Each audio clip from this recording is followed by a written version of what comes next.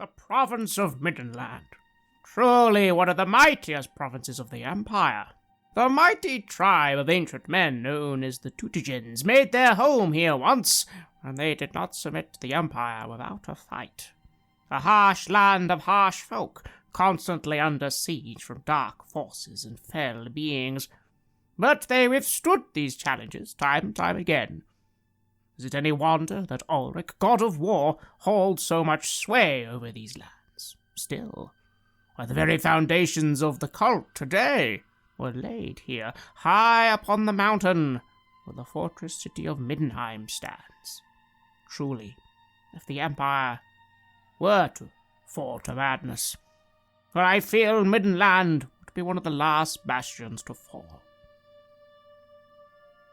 This is Red Moon Roleplaying. The sound of the horses on the old paved roads and the rattling of the coach are certainly taking some getting used to. All three of you had become far more accustomed to the gentle lulling of the river, as opposed to the cramped conditions of a coach. Granted, some coaches can be quite luxurious, but you decided to pay for the more standard class, which means you've been huddled in with several other people, interchanging at every single village several times. But it's not exactly an unpleasant journey. You spent another 2 days in Altdorf, trying to lay low and get ready for your next journey. In this time, you spent a little of your money, purchased a few goods. Anything of particular note that you purchased, Kruger, Heinrich, Sigfreda? Kruger has purchased some leather armor for his legs and, well, a cap for his head to make sure that he can stay safe. We've, after all, gone through some quite dangerous situations, and something tells me that this isn't exactly the last of those. So, yes, a little bit of protection won't hurt. That's what I've purchased. What have you, Heinrich? Much the same energy, slightly more armor. So where Kruger has purchased a little bit of leather, Heinrich has purchased a little bit more metal, specifically a mail coat and leggings to go along with his leather, bringing the body total up to 4 armor and everything else to 3. Also, in addition to being stabbed, something else Heinrich has learned that he does not enjoy is having to reload his pistol, so he's bought another pistol. Reload them both later if you survive the encounter, but being able to shoot twice without fiddling around with shot and powder just seemed like the right thing to do. And finally, any purchases yourself, Sigfreda?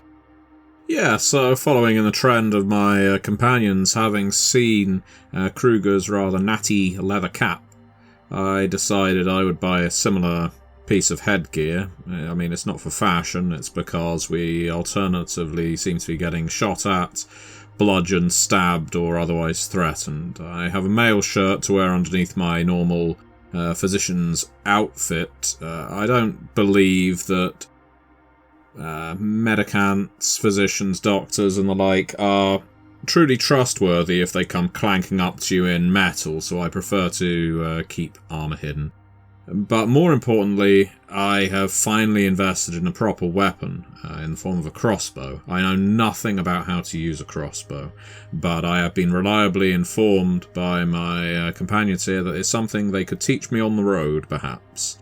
At least to a basic operating degree. So I now have a crossbow and a case of bolts, which I'm hoping I never have to use, because it's not really in keeping with my non-violent philosophy. Well, it always pays to be prepared. And yes, you spend your days in Altdorf. But again, every single day feels irritating, unpleasant, annoying. You feel quite keen to be out of there as soon as possible. It's strange. Maybe even you, Kruger, for a moment were thinking that if it weren't for these people following you, Altdorf's as good a place as any to work, but there's not a lot of work at all. In fact, you look at a few boards and there seems to be surprisingly little work at the moment. People are even complaining about unemployment issues. It's all rather irritating. Could everybody roll me a willpower check? Just one. Well, as a success from me, I'm able to get a 17 under 46. Failure from me, 56 over 31. I have failed it by quite a bit. 93 over 35. I'm afraid that even as you leave Altdorf, both of you feel a little irritated, a little out of sorts. You are able to push it aside, temporarily at least. When you look at your sword, Heinrich, for some reason, that soothes you. I'm afraid you don't have such a luxury, Kruger. Please take 1 corruption point. Don't know what it is. Something about Altdorf was just irritating you, and you're keen to be away. It's that miasma, isn't it? Just keeps seeping into me. And with that, away you went. Although there was one other bit of business which you did on the very first day before you spent anything else.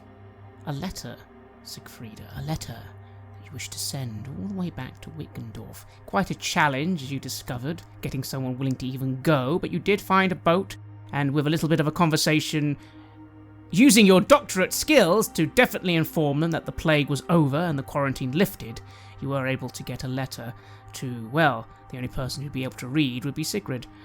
What did you say in this letter? What is your plan? This is what I wrote to Sigrid. Sigrid, I write you in some haste from Altdorf, with your words fresh in my mind regarding the next blasted noble to take the seat of the Wittgensteins, and believe I have conjured a solution to a mutual problem. As a learned woman familiar with your village and its troubles, but equally keen as you to not see some new imperial monster put in place to torment the suffering people, I propose I adopt the name of Marguerite Wittgenstein, set to travel about the realm while leaving Wittgendorf under your regency. I have her ring, and can create documentary evidence of my persona as a Wittgenstein if questioned. What I need from you is to send any objects of material importance from Wittgenstein Castle's ruins to the Templars' Arms in Middenheim, where I will be staying. I enclose a gold piece with this message to cover the cost of a courier. My thinking is this. With you as regent, the Empire will not install a duke to milk your community. Also, I may use my supposed status to beg alms for my suffering people of Wittgendorf. Additionally, I may use this newfound status to accomplish certain aims of my own regarding my advancement in the doctor's profession. I am counting on your investment in this ruse. Please burn this letter after receiving it. I will know if you agree if I eventually find items awaiting me at the Templars' Arms. Your friend, Sigfreda No Name. So, I've dispatched that via messenger, paid the price for doing so, hoping that a boat can reach Wittgendorf in good time, and not anticipating a response while we're in Altdorf. This is why I'm directing anything back to Middenheim. Hopefully this will also give Sigrid and the rest of the community enough time to excavate some of those ruins. I'm not looking for some massive treasure haul. I'm not expecting a huge crate of belongings that were once Marguerite's. Rather, the simple paraphernalia, items that I could use to further this ruse. In truth, this is not a long-term plan with much chance of success. I haven't thought this through. I don't have some grand scheme in mind for how I'm going to liberate the people of Wittgendorf, or indeed how I'm going to permanently occupy the position of Marguerite. But I do know that nobles can get places that commoners like us cannot. We saw it through Kruger's deception early on, and I experienced it when dealing with the Physicians Guild here in Altdorf. They would have given me a lot more credence if they thought I was an aristocrat. So, that's the plan. We'll see how well it plays out. Well, it certainly has a lot of merit, after all, as you've said yourself. The impersonating part is actually not that difficult. The issues come later, specifically coin. After all, yes, nobles have fancy names, fancy titles, and pedigrees and all that. They also have a lot of coin, and at the end of the day, that's what people actually care about. Oh, I don't need coin, darling. I've got credit. I can establish all kinds of depths in the Wittgenstein's names. Now, I don't want to do it to a punishing degree, because if I do, ultimately it will be taken out on the people of Wittgendorf, but for a time at least, I hope to be able to coast on the name of Wittgenstein, even if I don't have the coin to back it up. The only issue might be the items you have requested. The issue being that when you looked at the ruins yourself, it wasn't so much a ruined castle as water. Yes, I'm not anticipating much. If all they can get me is a little more jewellery, an intact portrait, or anything like that, something that can lend itself to the credibility of this con, basically. Indeed. And of course, what could go wrong? Why, nothing. I mean, well, execution, but that's a small price to pay, right? At this point. I fear Imperial execution far less than some of the things we've encountered. Still, you managed to get that all done, and by the time you've reached the third day of your coach journey, you are hopeful that it might at least have arrived in Wittgendorf.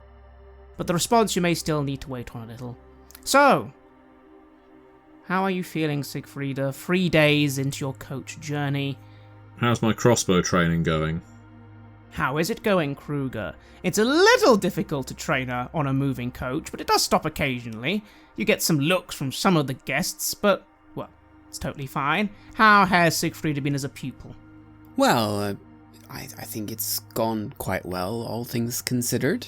I mean, crossbows aren't necessarily all that complicated, at least not the basics of it, but the deeper you go into it, the more complex it becomes. But she's got a good head on her. I mean, she's a physician. She's smart, so she's been picking it up pretty quickly, I think.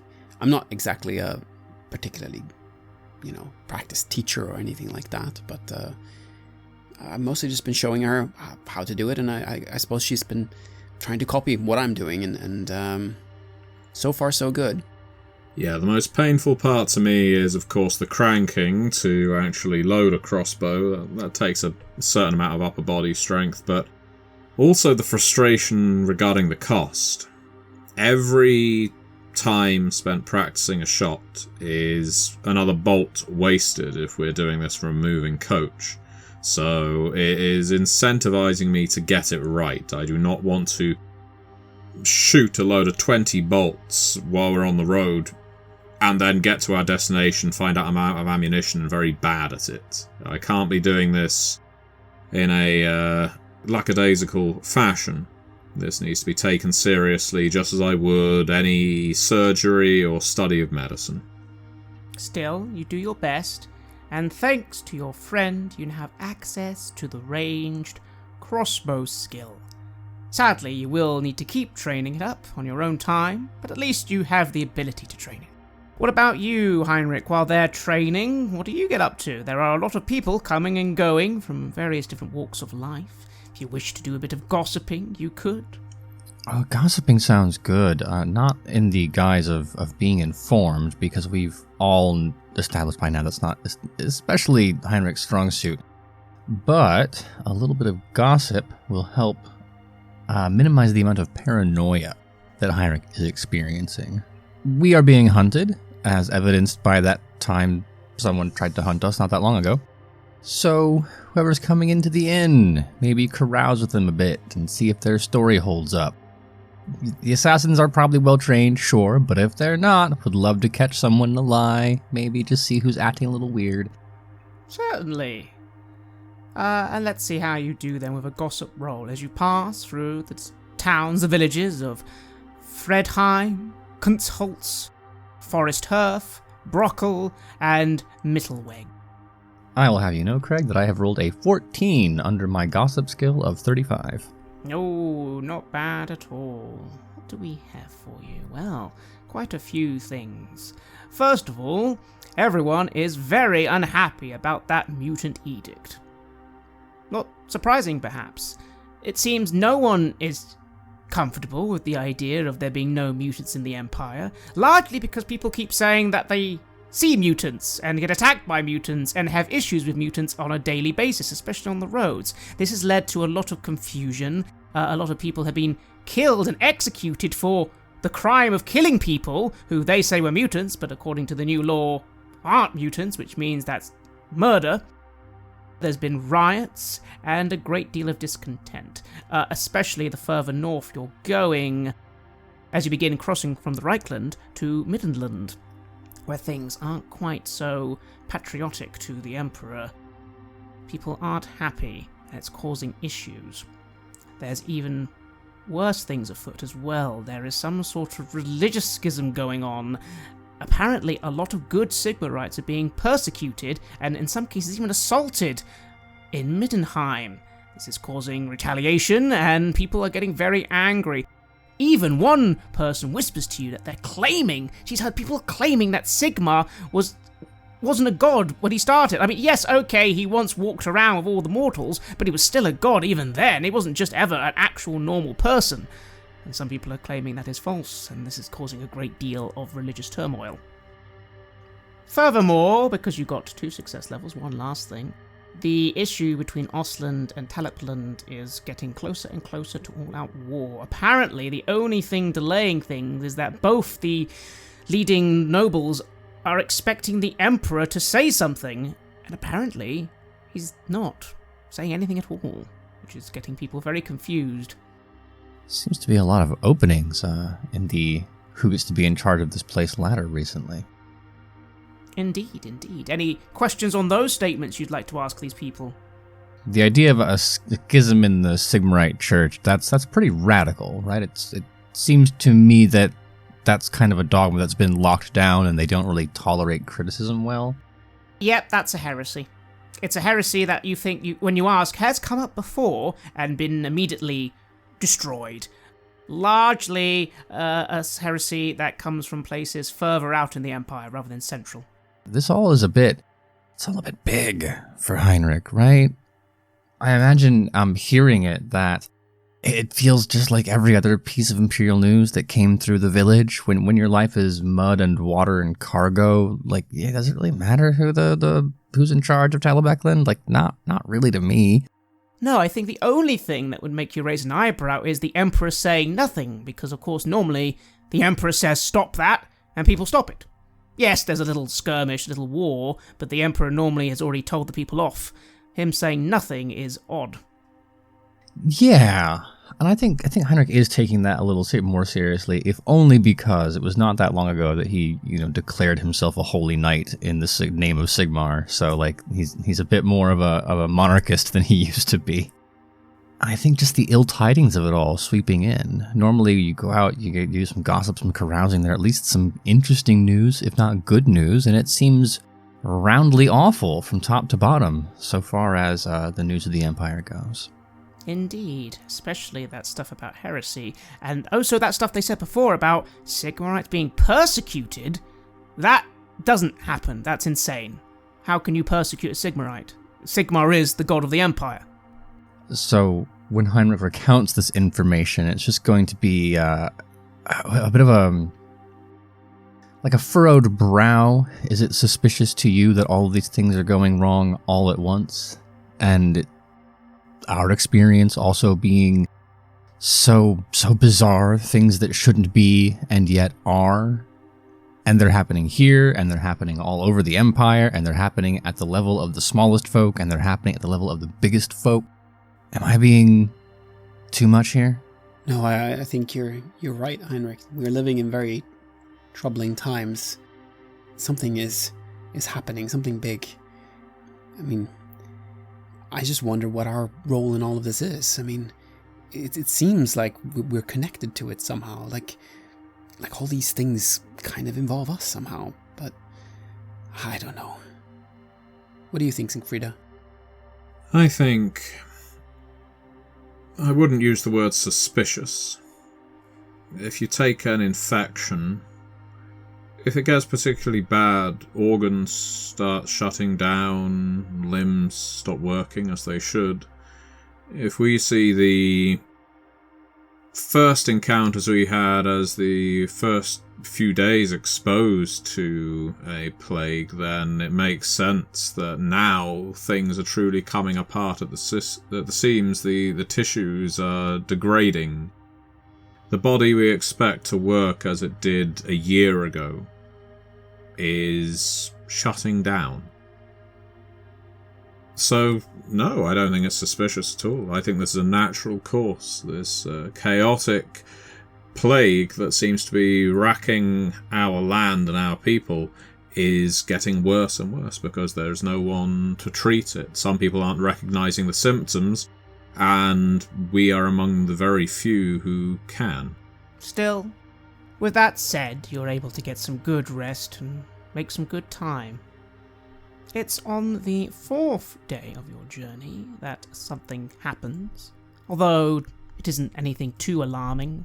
It's as you're coming into what should be the village of Maltstead that you are greeted to a rather unpleasant sight. Instead of a village, a smouldering ruin with several large pyres.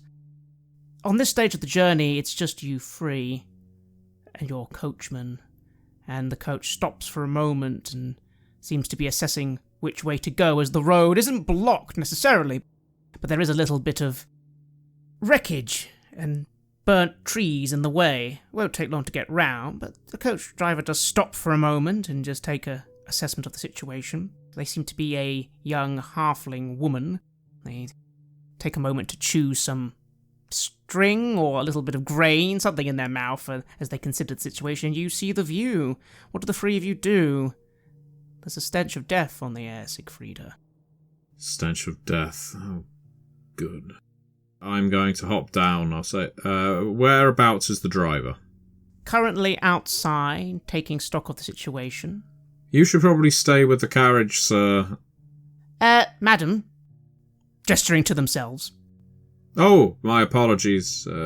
Couldn't tell from back here. It's alright, I know all halflings look quite similar from behind, right? No, I wasn't trying to make an assumption. I know that most coach drivers are men, and all kudos to you for breaking that glass ceiling. Well, thank you. I'll keep on to it. Don't you worry, you're all safe in the carriage. I'm just considering the best route to go around. I knew this was coming up. Just didn't think it'd be so bad, but I did know. Oh? What have you heard? Oh, witch hunters. I know it looks awful, but good work, really. Did you not hear? No, I don't think we did. Did they found a witch here then, or what? Not quite. Get this right. Apparently, someone in this village had well, I know we're not supposed to say it anymore, but mutant child, and idiots, rather than, of course, doing the right thing and drowning it in a well or something, they tried hiding it. And get this, a couple of other villages went on as well. Well, the witch hunters heard and, well, had to burn everyone. Oh, that's quite harsh, but I suppose it's something that I would know is commonplace, right, in these kinds of situations, or? It is extreme. Very extreme.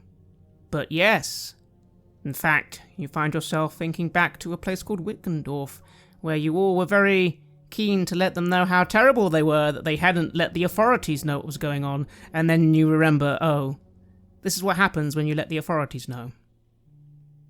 Everyone dead. You look at the pyres. They burned every single person. It is extreme, but it is how Sigmarite witch hunters work. And as you're thinking that, the halfling goes, yeah, it was one of the nastier ones, but again, to be fair, it's not really their fault. Is it? All this stuff that's been happening here in Middenheim has been riling good people up, hasn't it? Them going around going, oh, Sigmar is actually not a proper god. Ulrich, I've even heard word they're talking about trying to have an independence war. Morons. A lot of people would end up paying with their lives for something like that. Don't get in the way of or between a believer and their god. Exactly. Dark times, friends. But hey! Don't worry about it. The halfling turns to look at the three of you. People like yourselves, why, I'm sure you're out doing good, right? Well, we try. That's what we need in such times. That's what Sigmar did, back in his day. Well, I mean, obviously there was no empire, but there was a lot of trouble. And what did he do? He sorted it. That's what we need, people who do good and sort things out. And then all this, well, there'll be less of it, right? Won't there? It's a damned fine aspiration, yes. Do you mind if we if we stop for a while so that my companions and I can have a look and see if there are any survivors?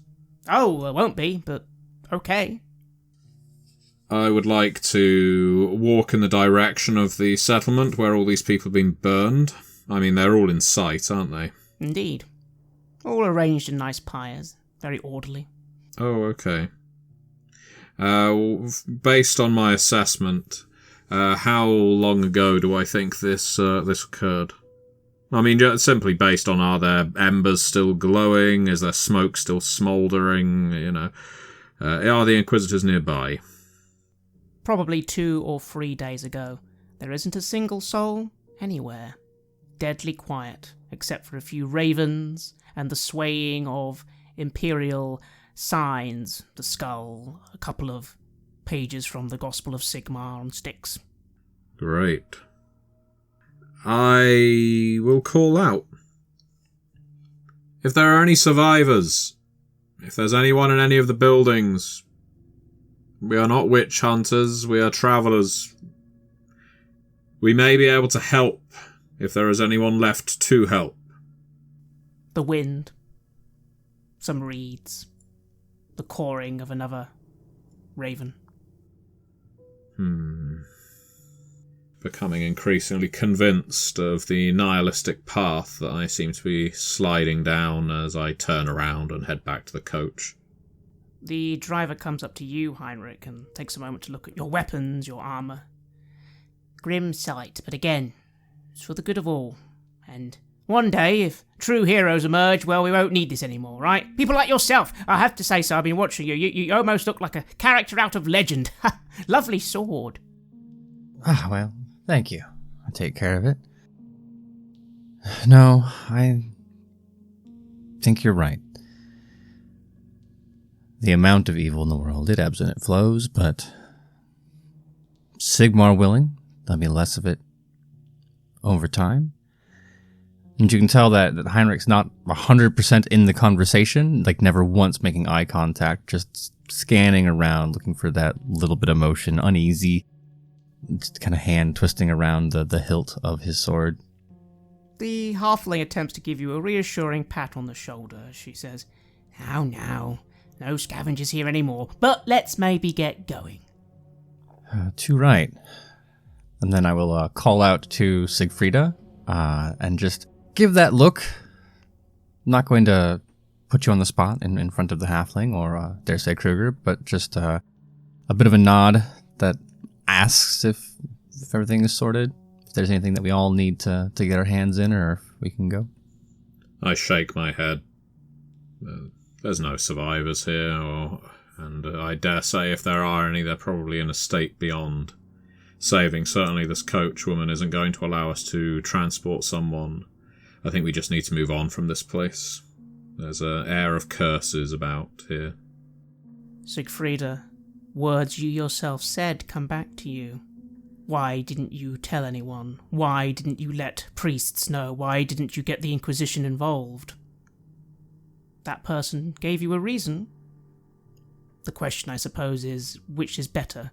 What happened in Wittgendorf or what's happened here? Oh, the gravity of the hopelessness of this situation is not lost. I know that you cannot leave it to the people, and you cannot leave it to the Empire.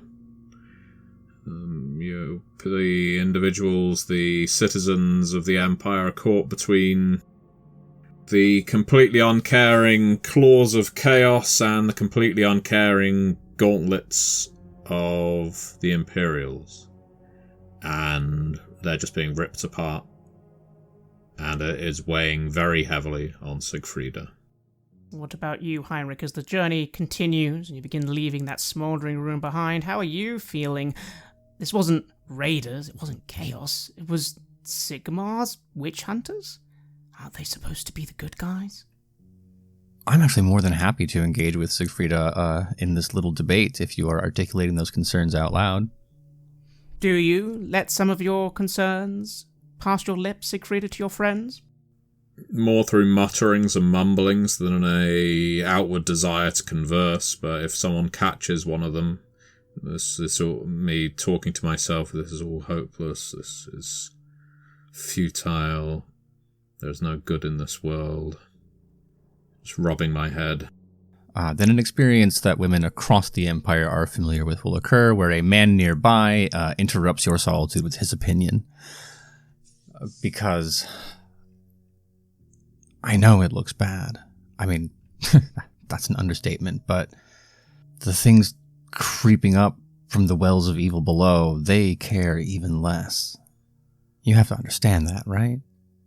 I mean, you're a physician. If someone has an infection, a limb that's bad enough, you have to remove the limb. And in this case, it's not just the limb, it's the rest of the body saying, oh, we just won't tell anyone, the limb will be fine. They hide it, and then it spreads. You have to burn out an infection. And I wish that people in this village had made better choices, I do, but you of all people should understand that you can't let those things fester. You saw what happened in a town that was left to fester. I'm not blaming anyone, Heinrich. I'm not looking at the people of this village and saying they should have been more careful, and I'm not looking at the witch hunters of the Empire and saying they should have been less evangelical. The reason I am telling myself, but I thank you for your interruption, that it is hopeless is because no one is right and no one is wrong. There is no medicine for this. I have always been more drawn to the scalpel than the herb. I could have gone one of two paths. I could have become a physician, as I did, or an apothecary. And I have always acted, and I feel it's probably in keeping with the way the Empire acts, with the mentality that it is better to amputate and save what's left than try and treat and risk ultimate death. And I'm beginning to feel saddened that that is the world we live in. That is the only choice we have. That we can't just stop at a toe. We have to remove the entire foot and then the lower leg and then everything up to the hip. And in the end, once all the amputations are done, what are you left with? A chattering skull? Because you've removed everything that you feel is impure? You're left with the village next door, and the town up the road from that, and then the provincial capital up the road from that. Oh, how many of these atrocities do we need to see before you realise that this isn't going to stop at the village next door? That just because we've turned our back on it and are riding on to Middenheim doesn't mean that the neighbours are exempted. It just means that somewhere behind us, where we are not paying attention, another village is being put to the torch. More villagers are being strung up or eviscerated. Again, it doesn't matter whether it's elements of chaos or if it's Imperial witch hunters delivering the blow. These people are dying and suffering and living these hopeless lives because there is no force here, and certainly no God here who is intervening to right all these wrongs, to treat the injury. We just keep cutting. Well, then it falls upon those of us with sufficient judgment and strength of heart to be the better scalpel. Well, that is my one remaining gleaming hope, Heinrich, that there are more people with our vision. A serious conversation indeed. What are your thoughts, Kruger? Your friends seem to be on almost two sides of an argument here, and both have points. But again, what do you think? You know that a whole village for one child, isn't that too extreme? It seems it to you, but what do you really think? Yeah.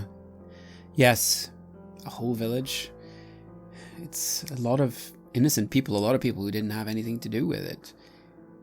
But I also understand what would have happened if it would have been allowed to spread. That even more people would have ended up being affected and would have ended up dying in a horrible fashion. So whatever is done here, none of it is right. It just needed to be done. Doesn't mean that we have to like it though, or feel happy about it or proud of it. It's best to just look away and pretend like it didn't happen. The world is dark enough as it is. Just, this village was never here. That's the easiest way to look at it, I think. And so your journey continues. A few more days pass. The weather becomes colder. Not dramatically colder, of course, but chillier. You all need to wrap your clothes a little closer to you. The woods and the environment changes, becoming a lot more open, more mountainous. After all, you are no longer anywhere near the Reichwald forest. This is the Drakwold forest. The trees here are taller, more intimidating. Although this forest isn't quite as dense, but it is larger. And all of you would know that while the beastmen and horrors of the Reichwald are supposed to be contained, no one claims that about the Drakwold. It's still a place where hordes of beings keen to end the realms of men apparently come every few years. But then, well, the place you're going, Middenheim, is famous for holding back those forces. And yes, it seems the colder climate is part of the lands of Middenheim. Which again, something you're familiar with, but only certain parts. Like where you're heading now. The final stop before Middenheim, the village of Schonighagen. To you, Kruger, simply a village you stopped along the way. Nothing of importance. To you, Heinrich, somewhere you have been familiar with for a year or so, although you didn't go into the village that much. You were too busy training at the little private school/estate of your trainer, a man from Tilia, Francesco Cheval. To you, Sigfreda, the closest thing you've had to a home.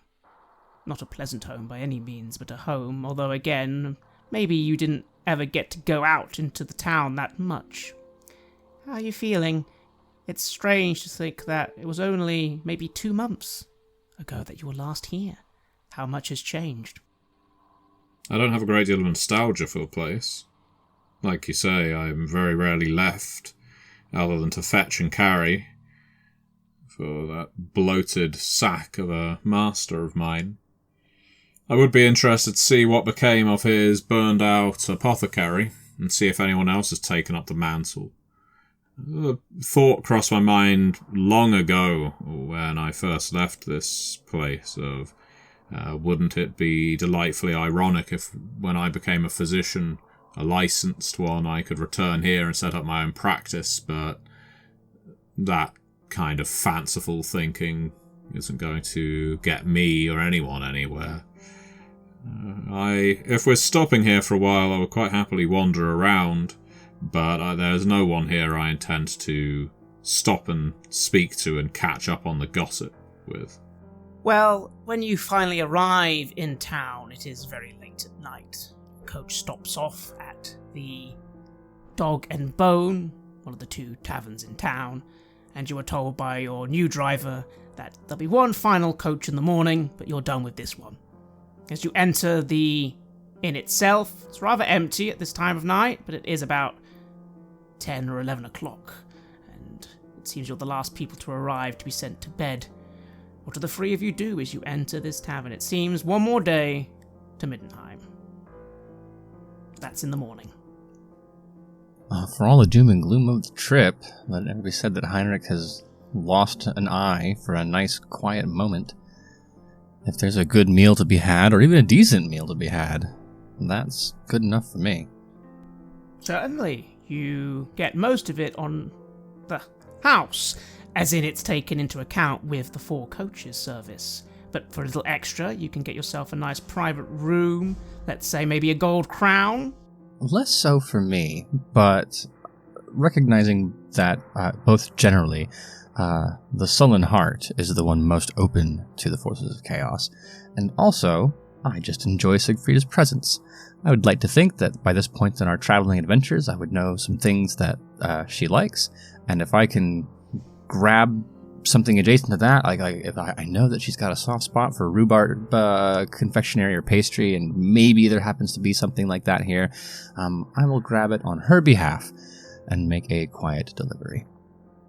Then that's all sorted. The innkeeper is a youngish man, brown beard. He looks at you, Sigfreda, for a few seconds, but doesn't seem to recognize you. And then all 3 of you are treated, due to that cost, to a nice private room with 3 beds and lots of food and some of your favorites, Sigfreda, apparently. I will announce this by saying, I've come too far in my journey from the person who shares roads with strangers and beds with strangers. If nothing else, we will have a bit of quiet to ourselves tonight. And then not make a big to-do out of passing along this little special bit of sustenance. Well, I am grateful, and I do thank Heinrich for his kindness. With a smile, I may be utterly depressed by the state of the world, but that doesn't mean I can't be grateful for especially small kindnesses like this. Again, there's no nostalgic warmth with this, but there's nothing quite like the warmth that comes from eating a meal you enjoy. And so I take my time with it. I savour the meal. And so the 3 of you enjoy a lovely meal in your private room. Again, it's on the top floor of this inn, only 2 stories. You have a nice window looking onto the street below. How are you feeling, Kruger? This place doesn't mean anything to you, but Middenheim, nearly there. When you last left Middenheim, it was not under good circumstances. You fled for your life. And now you're fleeing there again for your life? It seems no matter what you do, you have to fear for your life these days. I do. And had I been the man that I was back then, I would probably have been a lot more distraught by this situation that I'm finding myself in, but we have been in so many dangerous situations over the last, the last days and weeks, that somehow it feels like it will be all right. We'll find a way through it. And I'm much stronger now than I was back then. If there are threats from the past that want to confront me now, they will find that,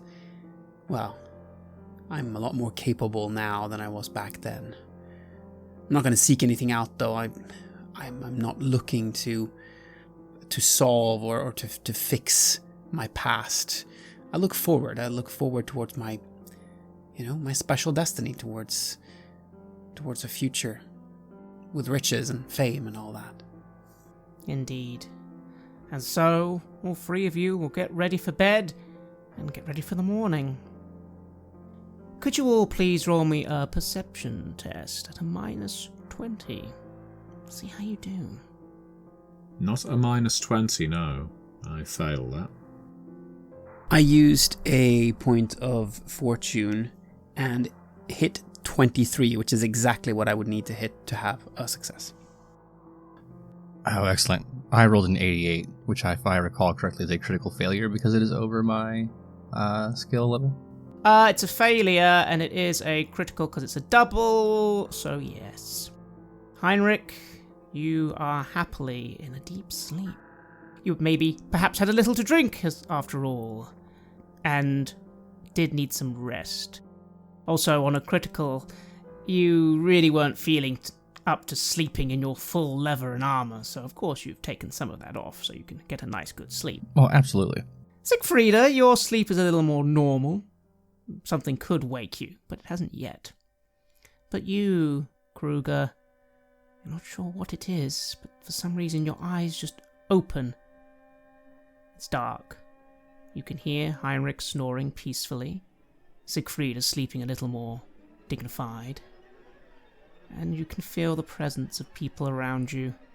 3 to your left, 2 to your right. There's a few more people in the room as well. They're surrounding the bed. Someone's about to come over you, but you've just woken up before they do so. What do? This is a very dangerous situation. I will pull my knife that I have close by my bed and try to point it towards them and protect at least myself. I'd like you to roll an agility roll to -10. This is doable, but suddenly darting to the side of your bed and grabbing your knife and being ready before they react, tricky. Let's see if you can do it. That is just underneath my agility, so that is 41 under 42. You dart to the side of your bed, you grab your knife, you hear the click of crossbows, and a woman comes forward, lowering her hood. As she does so, your heart is filled with dread. Her face, it moves and contorts in the darkness. Her hair suddenly seems to glow with purple light. I'm going to need you to roll a willpower check, please. You need to get at least 2 levels of success. That is 1 level of failure. You hold your knife, but your body freezes. You are overcome with fear. You will need to make subsequent rolls to overcome this. Until then, you're at a -10 to all your rolls, and you cannot move. So even though your dagger is ready, you are paralyzed in fear as this figure comes forward. Oh, Lieberung. Oh, he's got his little knife out. That's not going to do you any good, Lieberung. So sorry. Now, don't worry, I owe some of my friends some coin, because we thought you actually coming back would be... Well, you've clearly lost your mind, haven't you? Or, well, the more likely thing. But we're all here. Let's not talk too loudly. Don't want to wake your friends.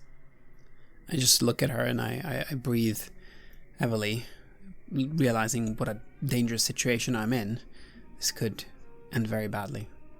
So, any last words, Lieberung, before, we deal with you? She smiles, her mouth again distorting unnaturally. You look at the other people, they seem at least normal. People with crossbows, there's 4 with crossbows. You think you can hear the door creaking. There's more people out there as well. This is not good, and your 2 friends currently are still sound asleep. Yeah, this is quite a situation. I'm not Caster Lieberung. You've got the wrong man. Realizing how impossible it is that she's actually going to believe that, but it's the truth. Oh no, we've got the wrong man, everyone. I guess we better go home. It doesn't really matter, Lieberung. Sorry. How many warnings was he given? I think he was on his 7th. 7 summons. 7! And only now you come. It's too late, I'm afraid. Things are moving on, and between you and me, she leans in. I know you're working with the Imperials. Let me guess, Black Chamber, or Sigmarites, or the Inquisition. Doesn't really matter. No, the good news is, though, we're going to let you off the money. You've definitely squirreled it away, after all. How can we fix this? How can we get you what you want? Oh, very easy. Dying. We're going to spill your blood in the name of Great Tzeentch, and you will help herald the great change. Isn't that wonderful? Is there an alternative solution? No. And the weapons begin to be raised. This person comes towards you with a knife and begins to hold it upwards. You can roll that willpower check again. I'll try to use another point of fortune. No good. Still a failure. You're still frozen in terror.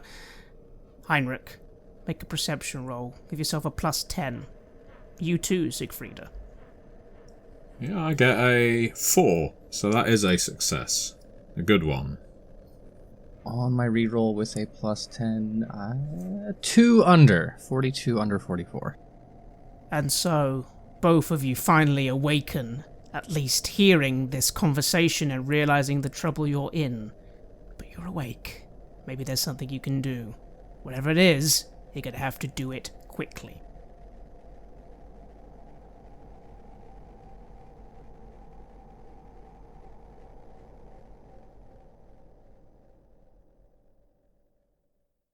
You have listened to an episode of Red Moon Roleplaying, where we play the legendary campaign The Enemy Within for Warhammer Fantasy Roleplay 4th Edition, published by Cubicle 7. In this third part of the series, we are tackling Power Behind the Throne. Joining us as players in this series are none other than Aaron Hammonds from Queen's Court Games and our dear friend Matthew Dawkins.